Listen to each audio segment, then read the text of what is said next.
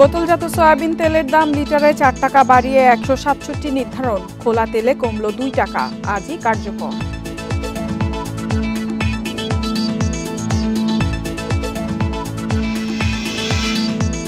পঞ্চাশ বছরে দেশের উন্নতি আর দুর্নীতি পাশাপাশি এগিয়েছে মন্তব্য অর্থনীতিবিদদের। প্রাতিষ্ঠানিক দুর্বলতার সমালোচনা।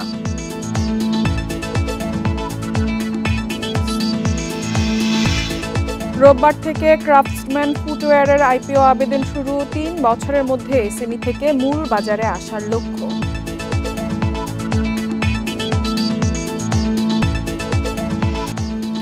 সবাইকে আমন্ত্রণ অর্থনীতি সারাদিনে, আপনাদের সাথে আছি ইফাতারা। শুনছিলেন শিরোনাম, এবারে জানাবো বিস্তারিত। লিটারে 4 টাকা বাড়ল বোতলজাত সয়াবিন তেলের দাম। এখন থেকে প্রতি লিটার বিক্রি হবে 167 টাকা, আর 5 লিটারের নতুন মূল্য 818 টাকা, যা আজ থেকে কার্যকর হবে। দুপুরে সচিবালয়ের সংবাদ সম্মেলনে এই দাম বেঁধে দেন বাণিজ্যমন্ত্রী আহসানুল ইসলাম টিটু। গত মঙ্গলবার সয়াবিন তেলের দাম লিটারে 10 টাকা বাড়ানোর প্রস্তাব করে বাণিজ্য সচিবকে চিঠি দেন মিল মালিকরা। পরদিন বুধবার সংশ্লিষ্ট কোম্পানির প্রতিনিধিদের সঙ্গে দাম নিয়ে বৈঠক করে trade and tariff commission. Chairman জানান দাম ঠিক করবে বাণিজ্য মন্ত্রণালয়।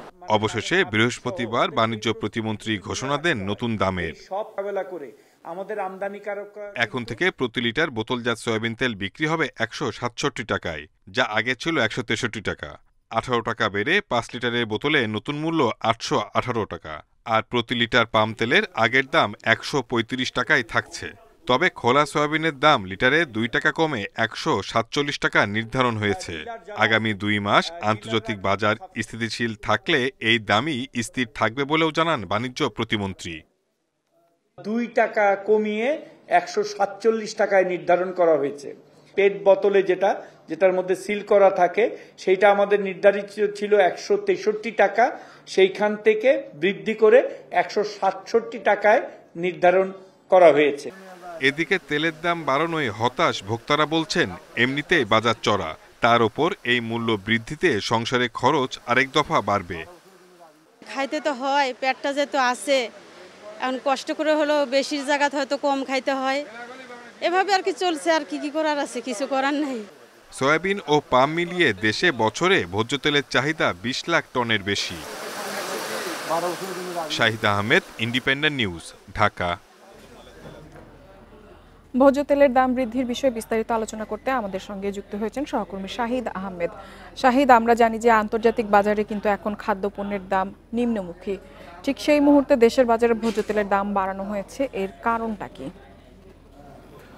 ঠিক এই ধরনের প্রশ্ন করেছিলাম যারা ভোজ্য তেল বিপণন কোম্পানিগুলো অর্থাৎ মিল মালিকদের প্রতিনিধির কাছে, যেটা গতকালকে ট্রেড অ্যান্ড ট্যারিফ কমিশনের সাথে বৈঠকে বসেছিল দাম নিয়ে। তখন তাদের কাছে এই প্রশ্নটা করা হয়েছিল, আন্তর্জাতিক বাজারে যেহেতু খাদ্যপণ্যের দাম কমছে বিভিন্ন মাধ্যমে আমরা দেখছি, সেক্ষেত্রে দেশে কেন আসলে ভোজ্য তেলের দামটা বৃদ্ধি করা হলো। এই প্রশ্নের জবাবে তাদের বক্তব্য আসলে আগের মতো একই, যে আসলে ডলারের উচ্চ মূল্য এবং যেই তেলটা তারা বিদেশ থেকে বা যে মার্কেট থেকে তারা আমদানি করে সেটা দেশে আসতে কয়েক মাস সময় লাগে, এবং এর পাশাপাশি সবচেয়ে বেশি তারা দায়ী করছে ডলারের উচ্চ মূল্যের জন্য। এর ফলে তারা কিন্তু বলছে যে আমদানির যে অন্যান্য সময়ে যে খরচটা ডলারের উচ্চ মূল্যের জন্য এবং সংকটের জন্য, সে খরচটা অনেক বেশি বেড়ে যাচ্ছে, সেটার সাথে সমন্বয় করতে তারা দামটা বাড়াচ্ছে। এবং এখানে আরেকটি বিষয় যে 7 ফেব্রুয়ারি থেকে 15 এপ্রিল পর্যন্ত যে ভোজ্য তেলের কিছুটা শুল্ক ছাড় দিয়েছিল জাতীয় রাজস্ব বোর্ড, সেটাও কিন্তু 15 এপ্রিল তারিখে শেষ হয়ে গেছে। সুতরাং তারা যেটা বলছে যে আগের থেকে আরও বেশি দামে, অর্থাৎ পূর্বের যেই শুল্ক, সেই শুল্ক পরিশোধ করে তারা তেলটা আমদানি করতে হবে। এর পাশাপাশি ডলার সংকট এবং এলসি সংকট, সেটার জন্য তারা দামটা সমন্বয় করা হচ্ছে আন্তর্জাতিক বাণিজ্য। এর দরুনই কিন্তু দেশের বাজারে তারা বলছে দামটা বৃদ্ধি। যদিও এই বিষয়টা ট্রেড অ্যান্ড ট্যারিফ কমিশনের চেয়ারম্যান তারা যেটা বলছে যে তারা নিজেরা আন্তর্জাতিক বাজার, দেশীয় বাজার সব কিছু মিলে পর্যালোচনা করছে, এবং সে যাচাই বাছাই করার ফলে তারা 10 টাকা বৃদ্ধির যে সুপারিশ করেছিল গত মঙ্গলবার, সেখান থেকে বাণিজ্য মন্ত্রণালয় 4 টাকা বাড়িয়েছে 6 টাকা কমিয়ে। এবং একই সাথে কিন্তু খোলা তেলের দামটা কমেছে। তাহলে খোলা তেলের দামটা যদি কমানো যায়, সেক্ষেত্রে বোতলজাত তেলের দামটা আসলে কেন বৃদ্ধি করে, সেই প্রশ্ন কিন্তু থেকে যাচ্ছে। আর বাজারের বিষয় যদি বলা হয়, সেক্ষেত্রে ভোক্তারা কিন্তু আসলে অনেক বেশি হতাশ, কারণ ঈদের আগেই থেকে কিন্তু সব পণ্যের দামটা কিন্তু আহমেদ, আমরা জানি যে 4 টাকা বাড়ানো হয়েছে, বাজারে এর প্রভাব কতটা পড়বে? দাম কি 4 টাকাই বাড়বে নাকি এর বেশি বাড়বে, সেই বিষয়টি মনিটরিং অথবা পর্যবেক্ষণ কি মন্ত্রণালয় থেকে করা হবে? এই বিষয়ে ট্রেড অ্যান্ড ট্যারিফ কমিশনের চেয়ারম্যানের কাছে জানতে চাওয়া হয়েছিল গতকালকে। তিনি যেটা বলছেন যে সরকার নির্ধারিত দামের থেকে কেউ যদি বাড়তি দাম নেয় সেক্ষেত্রে বাণিজ্য মন্ত্রণালয়ের যে সহযোগী সংস্থা যে জাতীয় ভোক্তা অধিকার সংরক্ষণ অধিদপ্তর তারাই মূলত এই বাজারে তদারকি কার্যক্রমটা চালাবে। ইতিপূর্বে আমরা যেটা দেখেছিলাম, তবে আসলে যারা বাজারে পাইকার বিক্রেতা এবং যারা বড় ডিলার তারা যেটা বলছে আসলে খুচরা বাজারের নিয়ন্ত্রণটাই সরকারের জন্য সবচেয়ে বেশি চ্যালেঞ্জের মুখে। কারণ আমরা দেখি এর আগে ভোক্তা অধিকার সহ অন্যান্য সংস্থা যারা তদারকি কার্যক্রম চালায় বেশিরভাগ বিভিন্ন হাতে গোনা 5 থেকে 6টি যে মিল রয়েছে সেই মিলের তথ্যপত্র যাচাই করে এবং বড় ডিলার পাইকার মৌলভীবাজার সহ কারণ বাজার সহ যেসব বড় ডিলার রয়েছে সেখানে তারা তদারকি কার্যক্রম চালায় এবং পাড়া মহল্লা সহ যে খুচরা বাজারে সেই বাজারে তাদের কার্যক্রমটা তুলনামূলক আসলে দৃশ্যমান নয়। সুতরাং খুচরা বাজারে আসলে তদারকিটা অনেক চ্যালেঞ্জের বিষয় এবং সেক্ষেত্রে আমরা যেটা দেখি যে যখন কোনো পণ্যের দাম কমানো হয় সেক্ষেত্রে বাজারের সঙ্গে সঙ্গে সেটার প্রভাবটা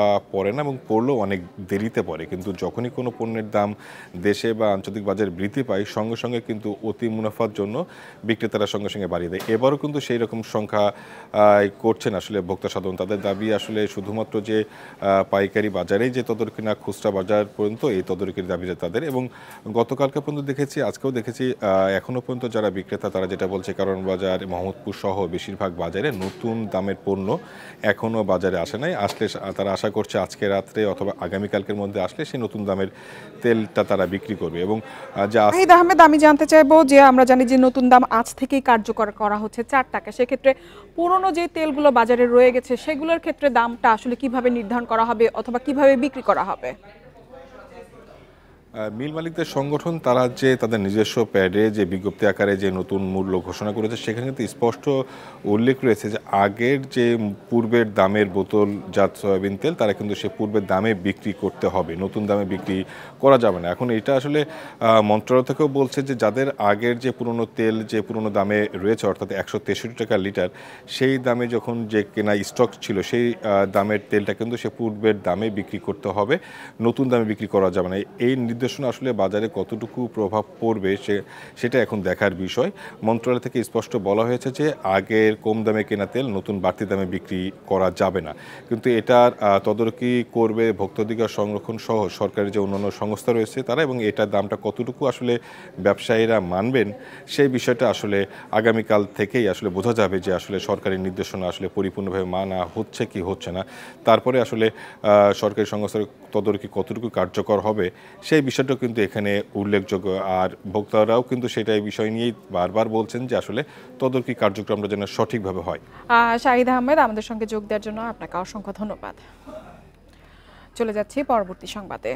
বর্তমানে দেশ খাদ্যে স্বয়ংসম্পূর্ণ, খাদ্য নিরাপত্তার পাশাপাশি পুষ্টি নিশ্চিতে কাজ করছে সরকার। সকালে রাজধানীর শেরেবাংলা নগরে প্রাণী সম্পদ সেবা সপ্তাহ ও প্রদর্শনী উদ্বোধনী অনুষ্ঠানে একথা জানান প্রধানমন্ত্রী শেখ হাসিনা। তিনি বলেন 2001 সালে ক্ষমতা হস্তান্তরের সময় 26 লাখ টন উদ্বৃত্ত রাখতে সক্ষম হয়েছিল আওয়ামী লীগ সরকার, অথচ 2009 সালে ক্ষমতা নেয়ার সময় 30 লাখ টন খাদ্য সংকট ছিল। আমিষ উৎপাদনে বাংলাদেশ অনেক এগিয়েছে উল্লেখ করে প্রধানমন্ত্রী বলেন, অনেক দেশ হালাল মাংস কিনতে চায়, তাই মাংস রপ্তানির বিষয়ে জোর দিতে হবে। আমাদের পশু পাখি প্রাণীর খাদ্য সেটাও যেন নিরাপদ খাদ্য হয়, কারণ এই খাদ্য মানুষের শরীরে যেন কোনো ক্ষতি না করে সেদিকেও দৃষ্টি দিতে হবে। সেটা একেবারে মৎস্য থেকে শুরু করে আমাদের সমস্ত যেগুলো আমাদের পালিত পশু পাখি সবই, এসব দিকে আমাদের বিশেষভাবে দৃষ্টি দিতে হবে। রাজধানীর বনানীতে চীনের ভিসা সেন্টার চালু করা হয়েছে। ভিসা আবেদন জমা দিতে এখন আর বাংলাদেশি পাসপোর্টধারীদের যেতে হবে না দূতাবাসে। দেশটির রাষ্ট্রদূত ইয়ান ওয়েন বলেন, এর মাধ্যমে দুই দেশের বাণিজ্যিক সম্পর্ক আরও দৃঢ় হবে। সকালে কামাল আতাতুর্ক এভিনিউয়ে প্রাসাদ সেন্টারে চীনের ভিসা সেন্টারের উদ্বোধনী অনুষ্ঠানে চীনের রাষ্ট্রদূত একথা বলেন। বেশি সংখ্যক বাংলাদেশি যাতে চীনে যেতে পারে সেজন্যই নানা পদক্ষেপ নিয়েছে চীন দূতাবাস। নতুন ভিসা সেন্টারের কারণে বাংলাদেশিদের ভিসা প্রক্রিয়া আরও সহজ ও দ্রুত হবে বলেও আশা প্রকাশ করেন চীনের রাষ্ট্রদূত। আগামী রোববার থেকে শুরু হবে এর কার্যক্রম, তবে কূটনৈতিক ও অফিসিয়াল পাসপোর্টধারীদের ভিসার আবেদন দূতাবাসে গিয়েই করতে হবে। That applicants receive services Bangladesh ও চীনের মধ্যে সব পর্যায়ের সম্পর্ক দিন দিন বাড়ছে। দৃঢ় হচ্ছে দুই দেশের মানুষের সম্পর্ক। ভিসা আরও সহজীকরণের জন্য ভিসা সেন্টার চালু করা হয়েছে। চীনের এই নতুন স্মার্ট সেন্টারের মাধ্যমে ভিসা পাওয়া আরও সহজ হবে এবং দুই দেশের বাণিজ্যও বাড়বে। 50 বছরে দেশের উন্নতি আর দুর্নীতি দুটোই পাশাপাশি এগিয়েছে। তবে সাফল্যের বিপরীতে প্রাতিষ্ঠানিক দুর্বলতা অনেক বেশি বলে মনে করেন অর্থনীতিবিদরা। বৃহস্পতিবার বেসরকারি গবেষণা প্রতিষ্ঠান সিপিডির বই উন্মোচন অনুষ্ঠানে এসব মন্তব্য করেন তারা। স্বাধীনতার 50 বছরে স্বল্পোন্নত দেশ থেকে উন্নয়নশীল দেশের কাতারে বাংলাদেশ। দেশের জিডিপির প্রবৃদ্ধি এখন 6% বেশি। সমানতালে বেড়েছে দুর্নীতি ও অনিয়মও। দেশের 50 বছরের অর্থনীতি ও রাজনীতি নিয়ে রচিত প্রবন্ধে এসব বিষয় তুলে ধরেছেন অর্থনীতিবিদরা। সিপিডির বই উন্মোচন অনুষ্ঠানে অর্থনীতিবিদরা বলেন, এই মুহূর্তে কয়েকটি বিষয় দ্বিতীয় প্রজন্মকে চ্যালেঞ্জের সামনে নিয়ে গেছে। আগামীতে দেশ মধ্যম আয়ের ফাঁদে পড়বে কিনা সেটি এখন চিন্তার বিষয় বলে মনে করেন তারা। প্রথম প্রজন্মের যে চ্যালেঞ্জগুলি ছিল বাংলাদেশের সামনে, সেটা আমরা মোটামুটি একটা ভালোভাবে সেটা আমরা মোকাবেলা করেছি। কিন্তু এই সাফল্য আমাদেরকে দ্বিতীয় প্রজন্মের চ্যালেঞ্জের সামনে নিয়ে গিয়েছে। অর্থনীতিবিদদের মতে উন্নয়ন হয়েছে ভবিষ্যৎকে বন্ধক রেখে। দুর্নীতি এখন ধনীদের মূল এজেন্ডা। তাদের মতে আগামীর অর্থনৈতিক এজেন্ডা হতে হবে রাজনৈতিক। আগামীতে economic agenda is a political agenda. আগামীর প্রপার ইকোনমিক এজেন্ডা যদি হতে হয়, it has to B political agenda. এবং এই পলিটিক্সের পুরো বিষয়টা আমি আমার তথ্য যেটা ইউজ করেছি, একটা টেবিল আছে করাপশন নিয়ে। গত 5 দশকে বাংলাদেশে যে ইকোলজিক্যাল ইনজাস্টিসটা আমরা দেখেছি, এটা কলোনিয়াল টাইমস, যেটা ব্রিটিশ এবং পাকিস্তান দুটো মিলে সেই সময় যে ইনজাস্টিস হয়েছিল তাকেও ছাড়িয়ে গেছে। আলোচনায় উঠে আসে দেশে গরিবের উন্নতি শামুকের গতিতে আর ধনীদের রকেটের গতিতে হয়েছে। শ্রমিকের গড় উৎপাদন যেভাবে বেড়েছে সে হারে মজুরি বাড়েনি বলেও জানান অর্থনীতিবিদরা। ইফাতারা, ইন্ডিপেন্ডেন্ট নিউজ। শেয়ার বাজারে এসএমই বোর্ডে তালিকাভুক্ত ক্রাফটসম্যান ফুটওয়্যার অ্যান্ড অ্যাক্সেসরিজের আইপিও আবেদন শুরু হবে রোববার। নির্দিষ্ট বিনিয়োগকারীরা আগামী বৃহস্পতিবার পর্যন্ত আবেদন করতে পারবেন। 10 টাকা মূল্যের 50 লাখ শেয়ার ছাড়বে চামড়া খাতের রপ্তানিমুখী প্রতিষ্ঠানটি। বিশ্লেষকরা বলছেন, সম্ভাবনাময় এমন প্রতিষ্ঠান তালিকাভুক্ত হলে বাজারের গভীরতা বাড়বে, শিল্প খাতে কমবে ব্যাংক নির্ভরতা। ক্রাফটসম্যান ফুটওয়্যার অ্যান্ড অ্যাক্সেসরিজ 2017 সালে গাজীপুরের শ্রীপুরে 1 লাখ বর্গফুটের কারখানা গড়ে তোলে। 8 শতাধিক কর্মী নিয়ে কারখানায় শতভাগ রপ্তানিমুখী জুতা ও চামড়াজাত পণ্য উৎপাদন হচ্ছে। ইতালি, জার্মানির প্রযুক্তিগত সহায়তায় ক্রাফটসম্যানের পণ্য কিনছে বাটা, হাসপাপিস, টাটা ইতালিয়া, প্রাইম্যাডোনা সহ প্রায় 2 ডজন নামিদামি ব্র্যান্ড। আমাদের স্ট্রেংথটা ওই জায়গায় যে আমরা কর্মদক্ষতা এবং আমাদের যে ওয়ার্কম্যানশিপ, এটা আমাদের বায়াররা অসম্ভবভাবে অ্যাকসেপ্ট করেছে। তো আর এই সেক্টরটা আপনি জানেন যে লেদার সেক্টর, বিশেষ করে শু সেক্টরটা বাংলাদেশের একটা থ্রাস্ট সেক্টর, উদীয়মান সেক্টর। গভর্নমেন্টও এটাকে ব্যাকআপ করছেন, গভর্নমেন্টও এটাকে অনেক প্যাট্রোনাইজ করছেন। ব্যবসা সম্প্রসারণে পুঁজিবাজারের এসএমই বোর্ডে তালিকাভুক্ত হতে যাচ্ছে ক্রাফটসম্যান। বিএসইসির অনুমোদনের পর 21 এপ্রিল থেকে শুরু হচ্ছে আইপিওর আবেদন।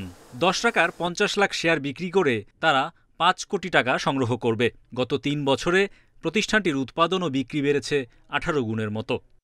বিনিয়োগকারীদের আস্থা অর্জন করতে পারলে আমরা ভবিষ্যতে যখন মূল মার্কেটে আসব, যেটা নিয়ে আমার একটা বড় প্ল্যান আছে যে আমরা তো ব্যাংককে পুরোপুরি আমরা ঋণমুক্ত হয়ে যাব এবং আমরা আরও একটু বড় এক্সপ্যানশন করব।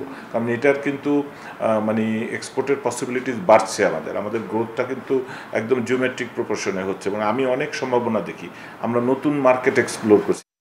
সবশেষ নিরীক্ষিত আর্থিক প্রতিবেদনের তথ্য মতে ক্রাফটসম্যানের শেয়ার প্রতি নিট সম্পদ মূল্য 16 টাকা 72 পয়সা। পুঁজিবাজারের পোর্টফোলিওতে 30 লাখ টাকা আছে এমন বিনিয়োগকারীরা এসএমই বোর্ডের শেয়ারটি কিনতে পারবেন।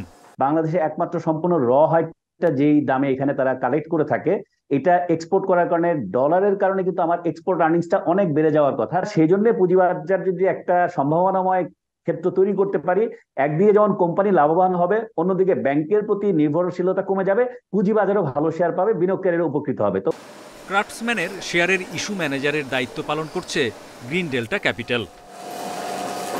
Hari Saha, independent news, Dhaka.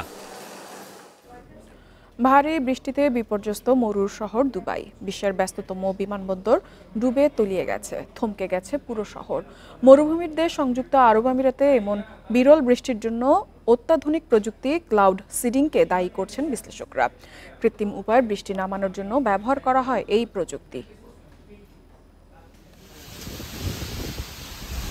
মরুভূমির দেশ সংযুক্ত আরব আমিরাত। মধ্যপ্রাচ্যের এই দেশে যেখানে বৃষ্টি হয় না বললেই চলে, সেখানে ভারী বৃষ্টির পর বন্যা দেখা দিয়েছে।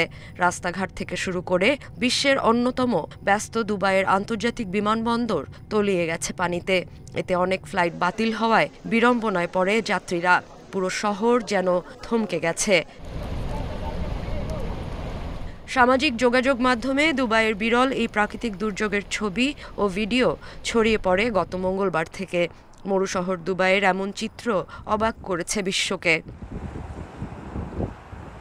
সংযুক্ত আরব আমিরাতের আবহাওয়া বিভাগ বলছে, গত ৭৫ বছরে এত বৃষ্টিপাত আর কখনো হয়নি। মরুর দেশে হঠাৎ কেন এত বৃষ্টিপাত, সেই প্রশ্ন উঠেছে। এর জন্য ক্লাউড সিডিংকে দায়ী করছেন বিশেষজ্ঞরা। অত্যাধুনিক এই প্রযুক্তির কারণেই বিশ্বের অন্যতম বাণিজ্যিক শহর দুবাই এমন বৃষ্টির সম্মুখীন।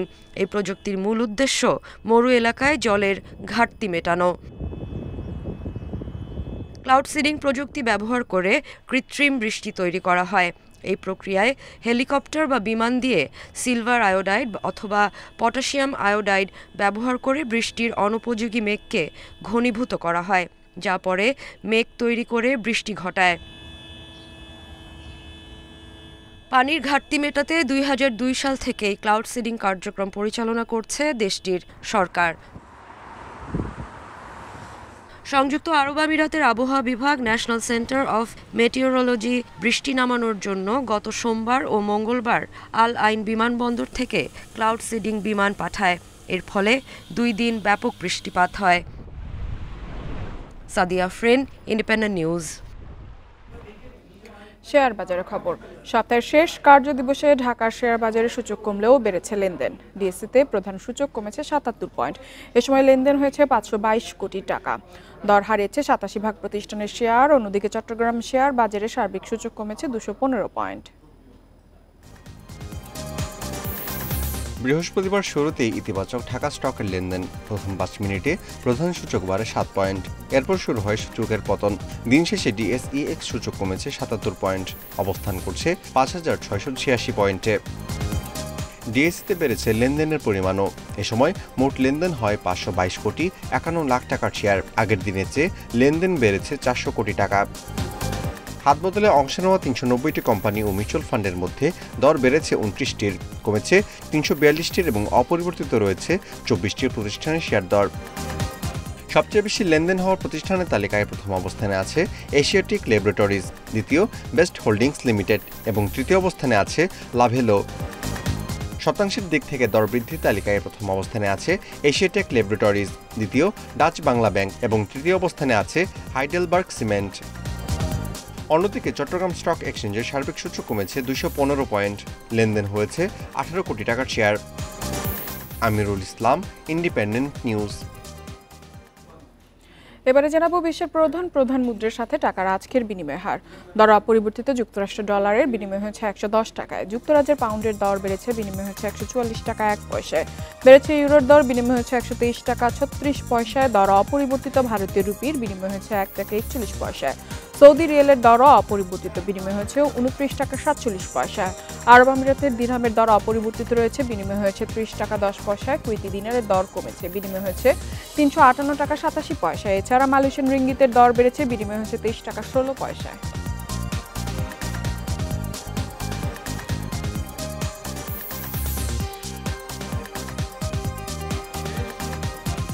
আর এই ছিল অর্থনীতি সারাদিনের আজকের আয়োজনে। ইন্ডিপেন্ডেন্ট টেলিভিশনের সব খবর আরও জানতে চোখ রাখুন ফেসবুক, ইউটিউব এবং এক্সে। আমন্ত্রণ আমাদের পরবর্তী সংবাদে।